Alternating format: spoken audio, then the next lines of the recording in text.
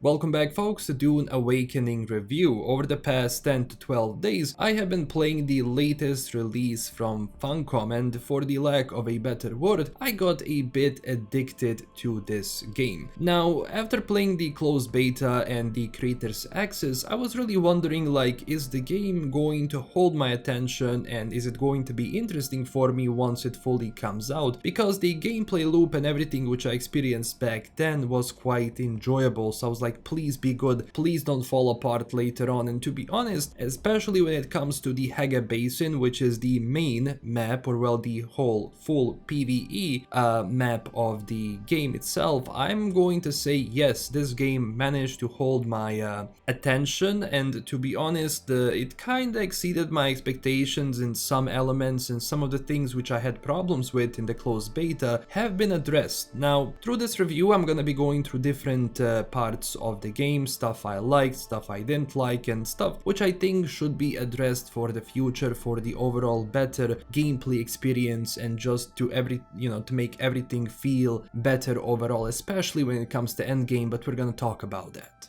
So Dune Awakening is inherently a survival multiplayer game. So the map is set in two pieces, as you probably already know. You have the Haga Basin, which is the PvE zone of the map, which is pretty much where you start off, and this is where you go up until the latest tier of the equipment and stuff you can build. And then the second bigger map is the Deep Desert, which has the weekly vibes, and that's the PvP area of the game, meaning that once you finish everything in Haga Basin, once you want to continue to push your character and to get the best gear, in a sense, you will have to go into Deep Desert for it. But when it comes to Deep Desert, will have a special segment of the video where I will talk about it specifically. Now, one of the reasons why I like the Dune Awakening is, first off, at least when it comes to the lore, they did a really nice job portraying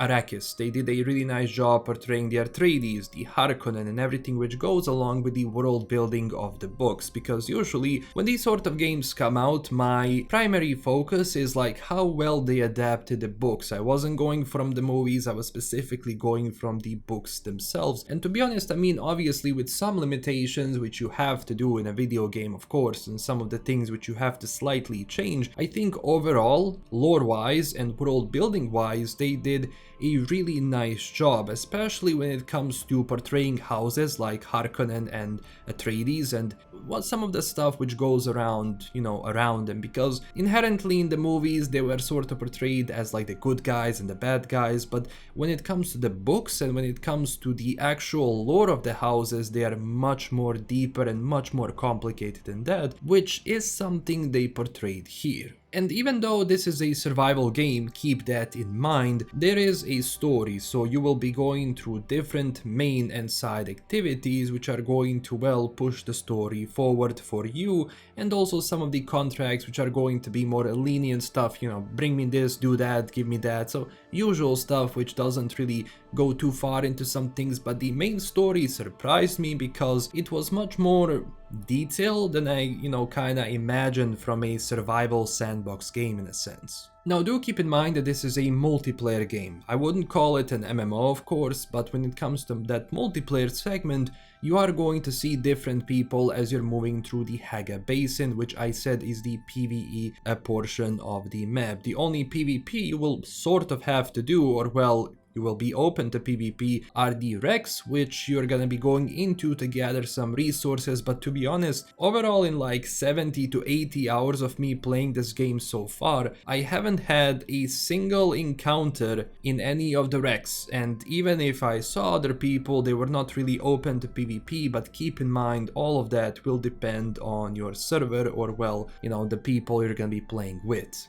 The survival elements of this game are quite, simple, so you're gonna be starting off in the southern Haga Basin, then you're gonna be moving up north, and with each portion of the map, you're gonna be gathering higher tier resources, and, obviously you're gonna be crafting higher tier items from weapons, armor, etc, etc. And also, as you're moving up north, you're gonna be encountering tougher and tougher enemies, so very straightforward when it comes to that. On the Haga basin map itself, you're going to have the points of interest where you're going to be gathering different resources depending on which, point of interest you're gonna be visiting, and at the same time you're gonna be fighting different enemies, all in the PvE zone. And as you get better and you start crafting more gear, you're gonna be getting access to more vehicles, starting with the usual sand bike, and you're gonna be moving up to a buggy, and ultimately you're gonna be moving up to the ornicopter, which is, to me, one of the, I think, best portions of the game, because the moment you craft the ornicopter, the map really opens up and you have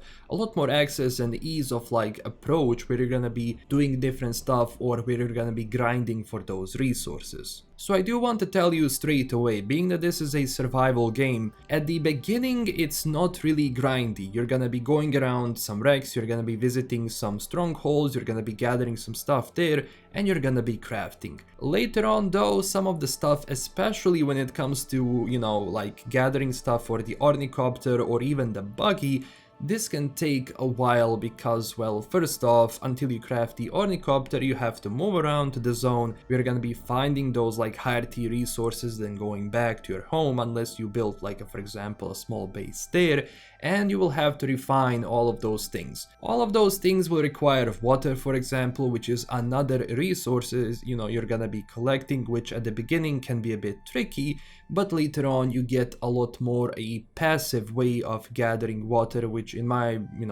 sort of gameplay was not an issue, because if you leave it for a day, because it gathers water over time, you're gonna be having enough. So mid to late game, the water is not going to be a huge issue until you get to the highest tier of this game, which is from the deep desert, but we're going to talk about that later on. So if you're not someone who likes to really grind for the resources, if you're not someone who really has to work hard to get some of the stuff which you're gonna be needing for, later on, I don't think you're going to like this game. But if you do like that, if you do like the Dune universe, especially the Dune, the, world building, I think this game is very fun and very enjoyable. And as I said, when it comes to story, overall, there is quite a bit of it. A lot more than I expected from a sandbox survival game. And to be honest, there are some twists and turns which do happen in the story which kind of left me speechless, which again is not something I kind of thought that this game is going to have, but developers really went into the Dune universe and they really managed to extract some of the best parts of it to kind of portray it here and to kind of turn everything into a more, how would I say, deeper experience where it's not just going to be about survival, but there is going to be an underlying theme or the underlying story which keeps pushing you forward and things which you kind of have to go and visit. And also as you do these missions and contracts and so on, it's going to push you to go north. It's going to push you to go into different testing stations and wrecks and sort of on, where you're gonna be not only gathering those resources but also trying to get to the bottom of what is actually happening on Arrakis right now. Because story-wise, Dune Awakening takes place as if Paul Atreides was never born, so basically what happens with the books and the golden pad is not really something which is the point of this game, which I think is a good choice, because I don't think what happens into the game itself and sort of how things develop, I don't think that the usual story would work from the book, so it's nice that they separate the two and they still, in my opinion, manage to give a very compelling story. Now, as any survival game, you're gonna be building your base, you're gonna be, putting different stuff, different refineries, different things which are going to be, making you those things, for example, fabricators later on, which we're gonna be making weapons, armor, survival stuff, and so on, which I think is fine. And overall, I was really happy with base building, because I wasn't thinking, at the beginning, when you don't have a lot of things available to you, because, for example, some of the more cosmetic stuff, and especially when it comes to some decor, you're gonna be unlocking that as you progress through the game, so you can really make the base stand out. And I saw for example what people have been making, they were able to make some really cool bases. So if you're into base building, I think you're going to have a really enjoyable experience here because you can really play around to create the base which you kind of want to make. Although there has been some issues with bases, for example, it really depends again on which server you're gonna be playing and what sort of people you're gonna be playing with, because you can make bases in a lot of the more important places. That means I've seen that a lot of people have been sort of like making bases where they block off certain portions of like the map, which you can still go through, but it can be a bother. And they are, for example, like sort of like blocking people from accessing certain resources or making resources like easier to get. So there is quite a bit of diplomacy going around when it comes to base building. I've seen people like putting thumpers like next to people's bases if they build a base, for example, and they block something out. And also that depends where exactly you build your base, because one thing which really this game puts you into perspective is that you should not build on sand. Some people do it, and thumpers sort of like can alleviate that problem if someone is causing issues on your server. Now there is base decay in this game, but the base decay only happens if you don't pay taxes, which are not really a bother to play. Like for example, if it costs like 3,000-4,000 salari for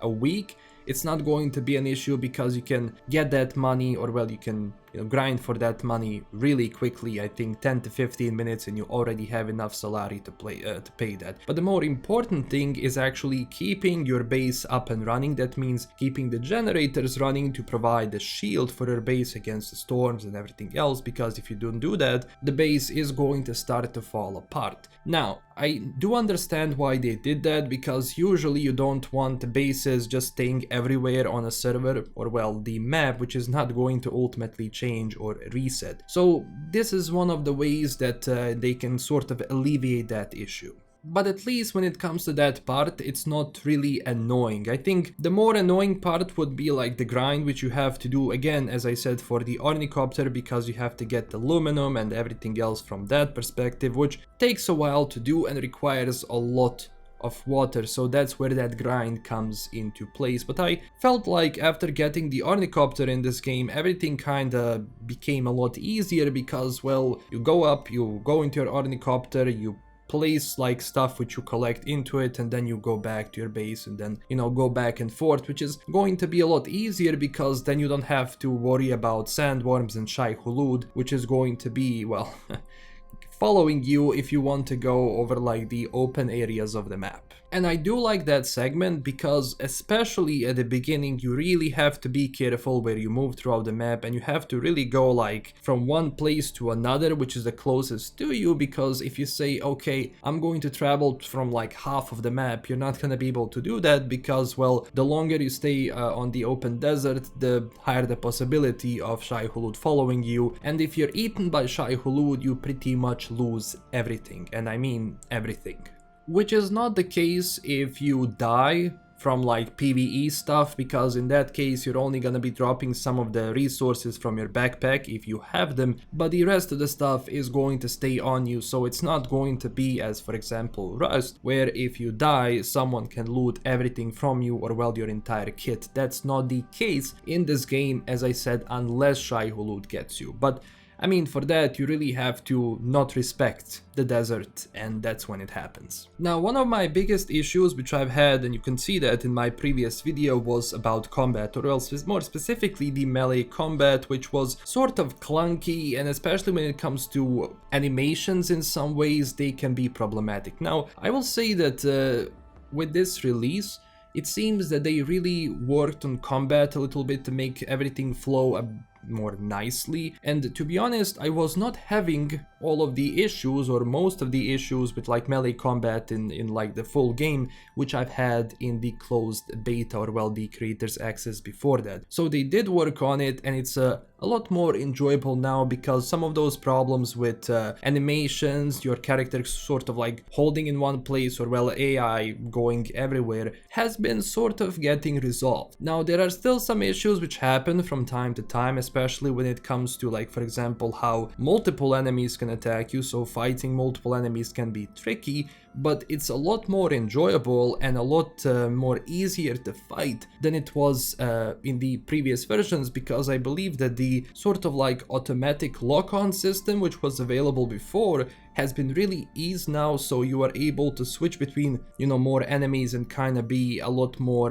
nimble in the way you're gonna be fighting them. Especially because, well, later on you're gonna be fighting tougher enemies where most of them are going to have shields, so you have to think tactically on how you want to fight them and how you want to approach that, you know, situation, because in that case, you know, only a slow blade can penetrate the shield, which can be sort of like problematic if you're fighting multiple enemies, so you have to think carefully. But to fight those enemies, you have different classes. Now, when it comes to classes in Dune Awakening, one of the things which I enjoyed is that they're not really locked in, so at the start of the game, they will ask you like what sort of class you want to play, either a trooper, you know, a sword master, Bene Gesserit, Mentat, and so on. It doesn't really matter because you can pretty much unlock all of the abilities through different quests. So that's something I like. It doesn't really come automatically. You have to find people in the Haga Basin, or well, those NPCs, and you're gonna be working with them, you're gonna be doing quests for them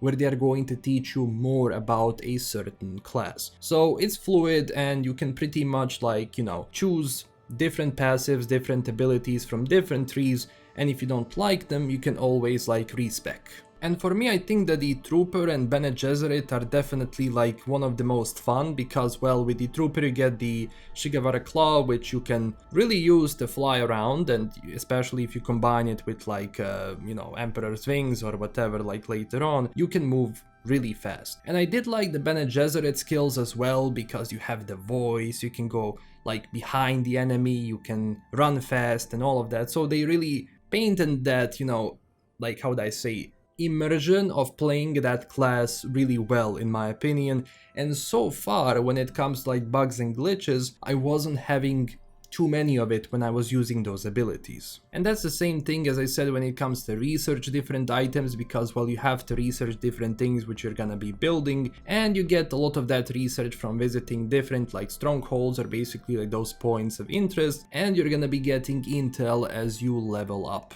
So you sort of have to think like, okay, what sort of like research am I gonna go into and what stuff I'm gonna be needing at the start of the game and later on. But don't worry, I pretty much unlocked everything from the research tree as I was like visiting different, you know, points of interest, as I said, throughout the map and leveling up. Although I did notice that I believe after level 100 or 120, I stopped getting any like intel points, but at that point it didn't really matter because I pretty much unlocked everything when it comes to that. And also visiting social hubs like Arakeen and Harako Village was fun because, first off, like, they did the world building really well, and there's a lot of things which does happen there, like story, quest wise, so you're gonna be visiting those places a lot, and there are some stuff which you're gonna be going to, basically, like, for example, there's the marketplace where people can put some stuff, you know, which they can sell. You can play some stuff which you want other people to buy, although, to be honest, like, the marketplace has been quite weak so far. I mean, the game did just come out, but, like, for example, some of the stuff I've seen, like some of the stuff people have been putting on, and like some of the prices people have been doing there, is just, it's currently a wild west when it comes to that. And to be honest, I didn't find a single thing from the marketplace which was useful for me, because I already gathered a bunch of that stuff. And yes, you can join one of the two factions, either the Atreides or Harkonnen. You can betray them once, I believe, and as you move up, you know, through the ranks of either Harkonnen or Atreides, you're gonna be able to buy different stuff, like different swatches or just different variations of the armor to make yourself really stand out and sort of like be a part of that house, which is also cool. So that's the Haga Basin itself, which I again said is the PvE zone of the map. There is the Deep Desert, which is the sort of end game part where you go out into the Deep Desert, which is huge, and the Deep Desert is shared with all of the sieges on your server. So how does that work? Well, you have one server, and for example, once you start joining the game, you will see like, okay, you can select the server, and then it's going to ask you which siege you're gonna be joining. Each siege is one Haga Basin, but the Deep Desert is the open area where every single person from all of those sieges can go in. They did it that way because, well, you don't have a lot of people in Haga Basin as much as you can have in the deep desert. And one of the things which you will sort of not have to do, but if you want, for example, Plastenium, which is the last, like, for example, tier of equipment and weapons and stuff you can get, is only found in the deep desert. So those resources are only found in the deep desert and in those like PvP areas of the game. Because once you're in the deep desert, you start off with a shield wall, which is like, for example, one of those blocks is the PvE area. That's fine, unless there is a wreck there, so that's cool.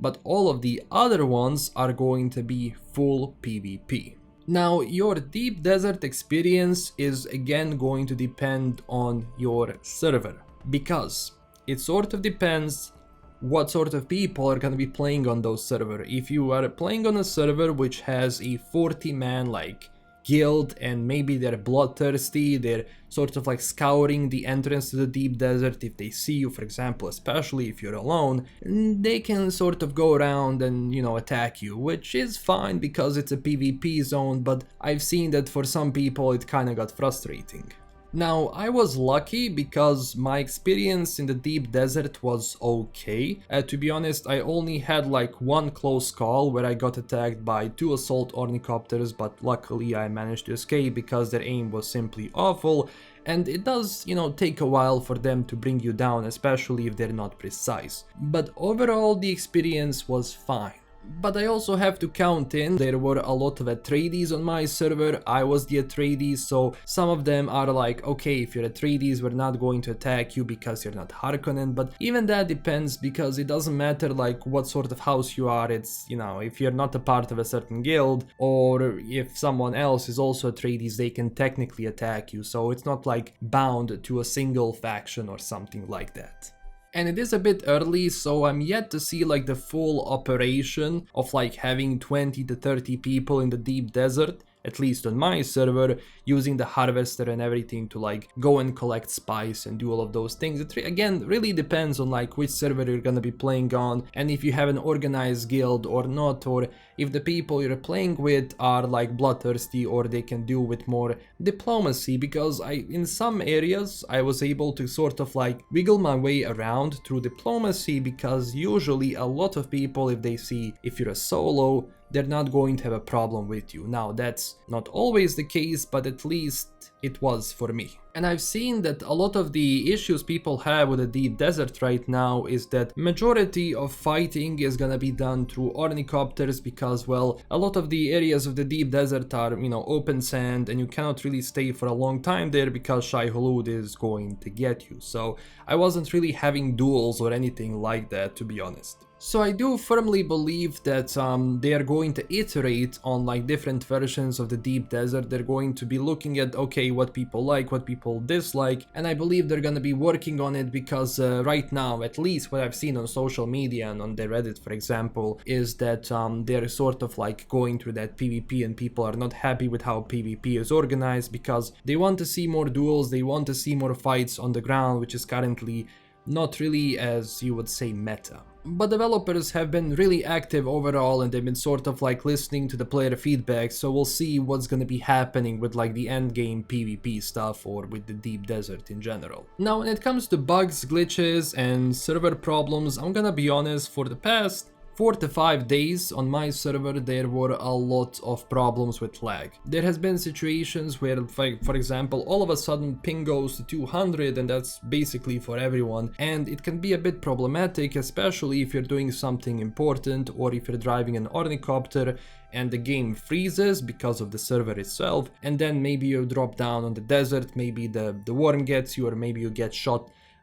by the AI because you were frozen and you couldn't do anything. That happened a few times. To be honest, I've had a few close calls while I was flying the ornithopter because the game straight up froze. I did not have any disconnects yet, but I did notice that people did have disconnects from time to time. And the performance can vary depending on where you are. I've noticed that in some parts of the map, I don't know if it's connected to like maybe just that part of the map, or maybe with the amount of people which are playing on that part of the map, I did notice from time to time that my performance was really dropping down, and it wasn't the case of like frame rate or anything like from the PC. It was mostly due to like the game pretty much spazzing out. And I think AI from time to time can also be like not tricky, maybe tricky depending on like which combo of enemies you're gonna be fighting. If you have one guy with like, for example,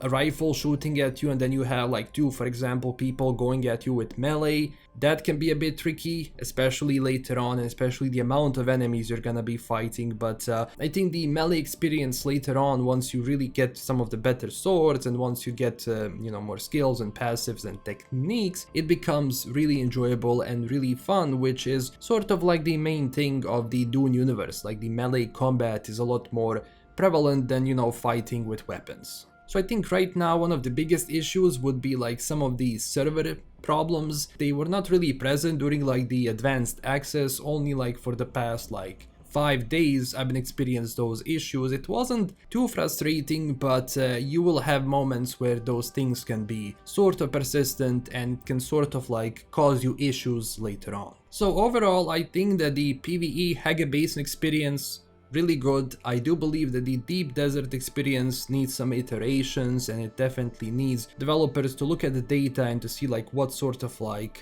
combat or what sort of encounters they want to have in the Deep Desert and how they want to tackle certain things. Because I believe as a solo player, especially if you're just one guy, even if you're like 2 or 3 of you and you encounter a much bigger guild, you're going to have issues. But as a solo player, I believe, again, depending on the server, things can get a little bit tricky. But I won't lie, this is probably one of the most fun survival games this year, and I think overall I do enjoy where this game is going. We'll see like what they do later on down the line, especially adding more content, and I think that the gameplay loop overall is really fun, and because of the amount of details with the really gorgeous graphics, I mean the Arrakis looks really beautiful sometimes, and I was really enjoying like how they were playing with the verticality a lot, especially once you go into the Haga Rift and you want to go further down into the mines, especially once you don't even have the ornithopter yet. It was such a really weird, like surreal experience, but I like that they were playing with that verticality, because I think it's a very important part of the Dune universe and sort of like what they were sort of aiming for. And they do have different biomes, so you know, you're gonna be having shy-hold problems early on, sort of mid-game, but to be honest, late game, I mean, if you're still in the Haga Basin, you're not going to have those issues. Like the real problems begin like with Shai-Hulud if you're in the Deep Desert, but yeah. So would I recommend this game? Yes, I would recommend this game if you do like the grind and if you do like these survival elements. If you don't like grinding for resources and you're gonna be grinding a lot later on, I don't know what to tell you. But personally, I like these things, so would I recommend? Did I have fun with it, especially with the amount of hours I had so far, and I'm still not done at all with this game? I would say yes. I would say that this is really enjoyable. So in the end, I do want to thank Funcom for sending me a review copy of this game. I think they really did a nice job on like the experience people have and like just overall with the game itself. And I believe like with the, what I'd say, 10-year plan which they have for it, like it's gonna be interesting to see how this develops and how it evolves later on, because well, this is only like sort of like the first iterations, and you can QA these sort of games all you want and for as long as you want, but once you have 180,000 people joining the game, some things are going to break, some metas are going to appear, and for some it's going to be enjoyable, for some it's not going to be enjoyable. But I firmly believe like the Deep Desert definitely needs more work, because I've noticed not only PvE players were complaining, but also the PvP players were complaining, because well, again, a lot of the fights happen with the ornithopter and much less on the ground, the swords, and like for example, like, you know, actually fighting the enemy, which would be, I think, a lot more enjoyable. So this is my review of Dune Awakening. Thank you so much for watching. Let me know down below in the comments what do you think about all of this, and if you enjoyed this video, don't forget to smash that like and subscribe button for more. Check us out on Twitter and Discord, and huge thanks to my current Patreon supporters. This is LKM signing out, and we'll see you very soon with a new video. Bye bye.